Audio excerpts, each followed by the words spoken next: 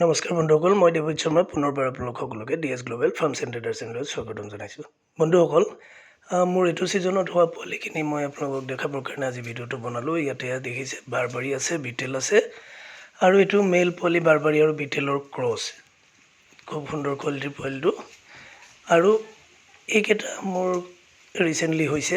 এই পোৱালিটো প্ৰায় 18-20 দিনমান হৈছে।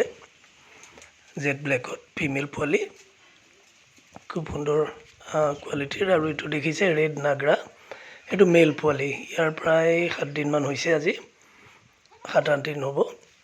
তো এই যিজনী দেখিছে ফিমেল পোৱালিটো, এই মাক এইবাৰ প্ৰথম পোৱালি দিছিল, তাই প্ৰথম পোৱালি। আৰু মোৰ জেড ব্লেকৰ যিটো ব্ৰিডাৰ, সেইটো তাইৰ বাপেক।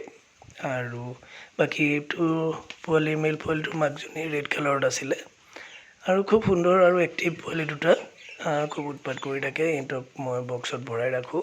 তো তাৰ পৰা জঁপিয়াই ওলাওঁতে দেখিছে নাইক এটা ছিঙি দিলে। আৰু লগতে এইজনী দেখিছে জেড ব্লেকত, যদিও নাকত অকণমান বগা আছে, এইটো কালাৰ নহয় একচুৱেলি। তাই সেই বক্সটোৰ পৰা ওলাবলৈ ঘঁহাই থাকোঁতে সন্মুখৰ নোমকেইটা হেৰাই গৈছে। তো এই দুটা পোৱালি ৰিচেণ্টলি হৈছে, আৰু বাকীকেইটা প্ৰায় 1-1.5 মাহৰ এনেকুৱা বা 2 মাহৰো আছে, সেনেকুৱা হৈছে। তো আজি ভাবিলোঁ বহুত দিন ভিডিঅ' বনোৱা নাই, মোৰ নতুন মেম্বাৰ কেইজন আপোনালোকক দেখাওঁ, সেই আজি ভিডিঅ'টো বনালোঁ। পোৱালিকেইটাৰ কোৱালিটি কেনে পালে চাই মোক জনাব। ধন্যবাদ।